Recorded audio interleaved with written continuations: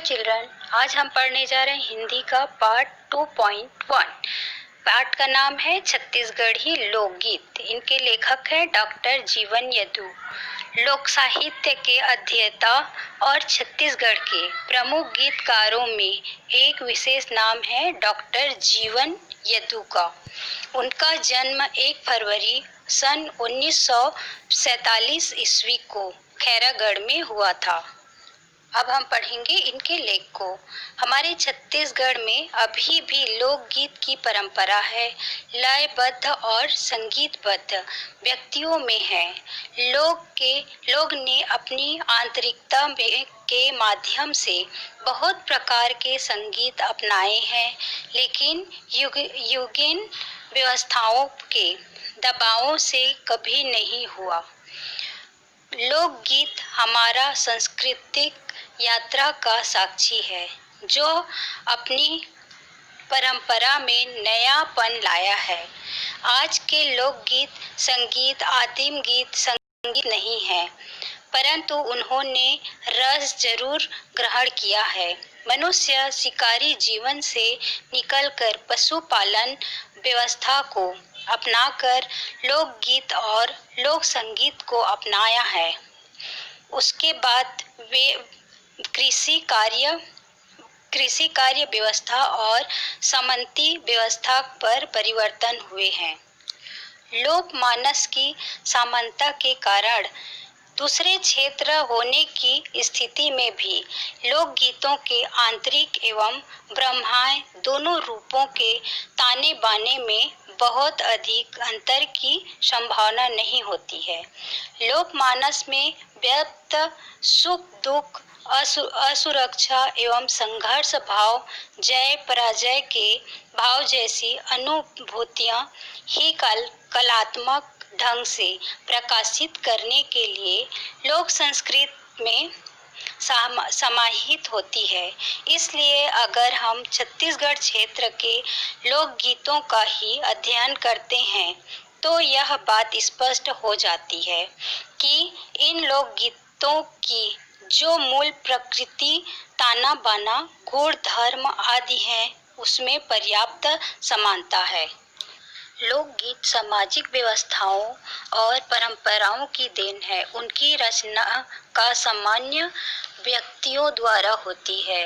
लोक गीतकारों और लोक गायकों के माध्यम से एक पूरी जाति अपनी बात और सुर में रहती है। लोक गीतों में ऐसे गीतों का मिलन असंभव नहीं, लेकिन मुश्किल जरूर है, जो अकेले व्यक्ति के पुकार बनकर लांछित हो, क्योंकि यह डहर म रेंगे हलाय डेरी हाथ, अकेला झन रेंगबे पनिले संगी साथ। इसका अर्थ है बायां हाथ हिलाते हुए राह में अकेले मत चलो, किसी को अपना साथी बना लो। जैसे विचारों को लेकर लोकगीत चलता है। दीपावली के समय छत्तीसगढ़ में सुआ गीत गाने का परंपरा है, परंतु लोकगीतों में सुख और दुख दोनों का परंपरा है। चंदा सुरुज तोर पैया परत हो, तिरिया जन्म झन देबे ना रे सुआना, पहली गवन करी डेहरी बैठ रे ना रे सुआना, धनी छोड़ चले बनिझार। इसका अर्थ है, हे चांद और सूरज, मैं तुम्हारे पांव पड़ती हूँ, अगले जन्म में मुझे स्त्री मत बनाना। गौना कराने के बाद मैं पहली बार अपने पति के घर आई हूँ और मेरे पति है कि मुझे यहाँ अकेली छोड़कर खुद काम पर चले गए हैं। पुराने जमाने में सुआ गीत में नारियों की पीड़ा का गीत है। उस समय नारी होना अपने आप में बहुत पीड़ादायक बात थी। उन नारियों की करुण स्वर लोकमानस में लगातार घुल रही है। इससे एक बात और पता चलता है कि लोकगीतों में इतिहास छुपा हुआ है। उनके भाव में ही नहीं, उनके शब्दों में इतिहास झलक रही है। ये राउत गीत है। पान खाए सुपारी के दो फोरा, रंग महल में बैठो मालिक, राम राम लो मोरा। राउत नाचा में इन दो दोहे का शब्द रंग महल और मालिक गुलाम व्यवस्था की याद दिलाते हैं, जो लोकमानस में घुल जाता है। लोकगीत के शब्द और धुन दोनों में मस्ती होती है। व्यक्ति उस धुन के मस्ती का अमृत पीकर अपने सभी दुख को भूल जाते हैं। बटकी माँ बासी और चुटकी माँ नून, मैं गावत हूँ ददरिया तय कान दे के सुन। व्यक्ति नमक और बासी खाकर भी ददरिया गीत में डूब सकता है। व्यक्ति इससे भी श्रृंगार को ग्रहण कर सकता है। पहले भी कहा जा चुका है कि लोकगीत को संस्कृति का गवाह है। लोक संस्कारों की पूरी छवि लोकगीतों पर होती है। इसमें न केवल स्थूल कर्म कांड ही होता है, वरन ऐसे कर्म कांड भी चित्रित होते हैं जो लोक स्वभाव में घुलकर लोक चरित्र में शामिल हो चुके हैं। उदाहरण के लिए विवाह गीत को बताया गया है। ददा तोर लाइथे हरदी सुपारी ओ, दाई लाइने तिला तेल, कौन चढ़ायत तोर मन भर हरदी ओ, कौन देवे आचरा के छाँव। फूफा चढ़ावे तोर तन भर हरदी वो, दाई देवे अचरा के छाँव। तुम्हारे पिता हल्दी सुपारी लाते हैं और माँ तिल का तेल लाती है। कौन तुम्हें मन भर हल्दी चढ़ाएगा, कौन तुम्हें अपने आंचल की छाँव देगा। बुआ तुम्हारे तन भर हल्दी लगाएगी और माँ अपने आंचल की छाँव देगी। इस प्रकार इस गीत में रिश्तेदारों को जगह दी जाती है। यदि हम इसको गहराई से देखें तो व्यक्ति के भाव के समझ पाएंगे। इसमें लोगों सहयोग का स्वभाव है। विवाह के समय सभी रिश्तेदारों की सहायता की जरूरत होती है। उस सहयोग को गीतकार ने यहाँ पर रेखांकित किया है। विवाह के समय रिश्तेदारों में स्वभाव के बारे में भी बताया गया है। इस समय लोकगीत जनजीवन को बारीकी से देखते हैं। ते तो दाई 80 और 100 रुपया, सुंदरी लाते हूँ मैं बिहाय, तोर बर लानहू दाई रंधनी परोसनी, मोर बर घर की सिंगार। न्हटोरी के समय यह गीत गाया जाता है। नायक अपनी माँ से कहता है कि माँ मुझे 80-100 रुपए दे दो, जिससे मैं सुंदरी को शादी करके घर ले आऊंगा। आपके लिए रांधने वाली और परोसने वाली और अपने लिए घर का श्रृंगार ला सकूं। इन 4 पंक्ति में कई बातें होती है। पहले यह कि उस समय विवाह में ज्यादा खर्चा नहीं होता था। नायक 80 रुपए में नायिका से विवाह कर सकता है। यह उस समय की बात हो सकती थी जब 80 रुपए की बहुत अर्थ रहा होगा। दूसरी बात यह कि विवाह से नायक अपने लिए पत्नी ही नहीं बल्कि अपनी माँ के लिए रांधने वाली परोसने वाली भी लाते थे। वह रांधने परोसने वाली पत्नी ही नहीं, उस घर के श्रृंगार भी होती है। लोकगीतों में सहज रूप से संप्रेष्यता का गुण होता है। इसके मूल कारण इस तरह है। प्रथम, लोकगीत किसी व्यक्ति विशेष की अभिव्यक्ति न होकर लोकमानस की अभिव्यक्ति होते हैं। दूसरा, लोकगीतों का मौलिकाधार सामूहिक मानसिकता होती है। तीसरा, लोकगीत विचारों को ही संप्रेषित नहीं करते, अपितु इनसे लोकमानस का मनोरंजन भी होता है। चौथा, लोक जीवन की स्वाभाविकता लोकगीतों में मूल रूप से विद्यमान होती है।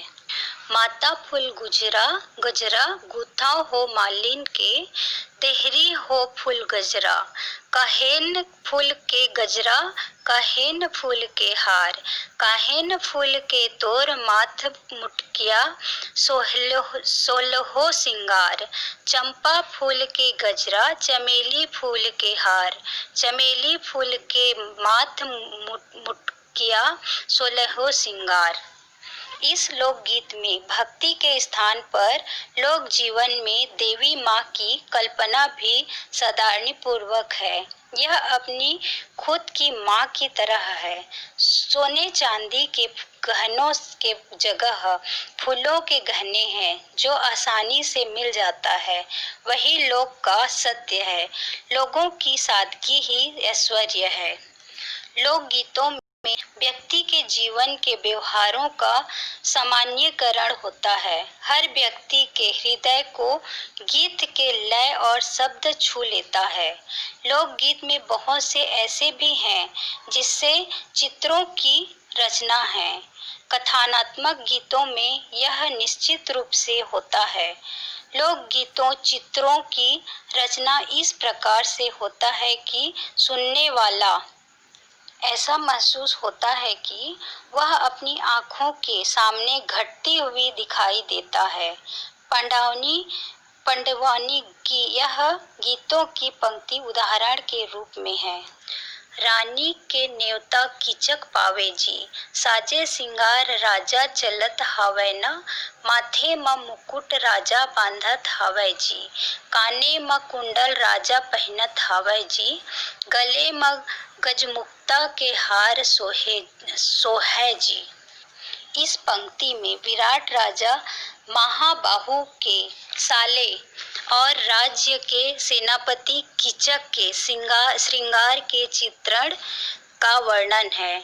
उनसे द्रौपदी के कक्ष में जाते समय किया था। उस प्रकार पांडवानी के सेना प्रयाण के हृदय को गीतकार ने चित्र और ध्वनि के माध्यम से किया है। लोहंगी साप सलंगनी, हाथी हदबद, गदहा गदगद, घोड़ा सरपट, पैदल रटपट, सेना करीन पयान। यह लोक प्रकृति मुक्ति की हामीदार है, मोक्ष प्राप्ति की नहीं। इस प्रकार लोक साहित्य में आए चमत्कारी देवता लोक को भौतिक सुविधा प्रदान करने वाले लगते हैं। गौ चराने वालों के जातियों का बांस गीत गाती हैं। पहली धरती और पृथ्वी, दूसर बंदों अहिरान, तीसर बंदों गाय भैंस ला, कटाए चोला के अपराध, चौथे बंदों नोई कसेली, राउत के करे प्रतिपाल, पांचवें बंदों अहीर पिलौना, उन जन्मे है गोपी ग्वाल। इसका अर्थ है, पहले धरती को प्रणाम करता हूँ, दूसरा प्रणाम सभी अहीरों को, तीसरा प्रणाम गाय भैंसों को करता हूँ जिनकी सेवा से पाप कट जाते हैं, चौथा प्रणाम नोई और कसेली को जिनसे मेरा आजीविका चलती है, पांचवें यादव कुल को प्रणाम जिसमें श्री कृष्ण और गोपी ग्वालों का जन्म हुआ था। मतराही जाने से पहले राउत अपने घर का भार अपने गृह देवता पर इस प्रकार डालता है कि जैसे वे उनके घर के बुजुर्ग हैं। बोकरा लेबे के भेड़ रे, या लेबे रकत के धार, मैं तो जावत हूँ मतराही, तोला लगे है घर के भार। इसका अर्थ है, हे गृह देवता, तुम चढ़ावे के रूप में चाहे तो बकरा ले लो या चाहो भेड़ ले लो या फिर मेरे रक्त की धार ही ले लो। चूंकि मैं महतारी जा रहा हूँ इसलिए घर की सारी जिम्मेदारी अब तुम्हारी है। लोक गीतकारों ने संसार के वास्तविकता को मानते हुए जगत के सत्य को माना है। हरदाई गीत की ये पंक्तियां दृष्टव्य है। खेल ले गोंदा जियत भर ले, ये चोला नहीं आवे घेरी बेरी। इस लोकगीत में विरोध का स्वर है। जमींदार प्रथा से पीड़ित लोग अपने विरोध को सामने लाने का मौका निकाल लेते हैं। मेला के समय राउत अपने दोहे में ठाकुर लोगों को भी नहीं छोड़ते हैं। गाय बैला के सींग माँ मैं हाँ देखो माटी, ठाकुर पहिरे सोना चांदी, ठकुराइन पहरे घाटी। इस तरह एक दोहे का उदाहरण और लिया जा सकता है। जैसे मालिक लिए दिए तैसे देबो आशीष।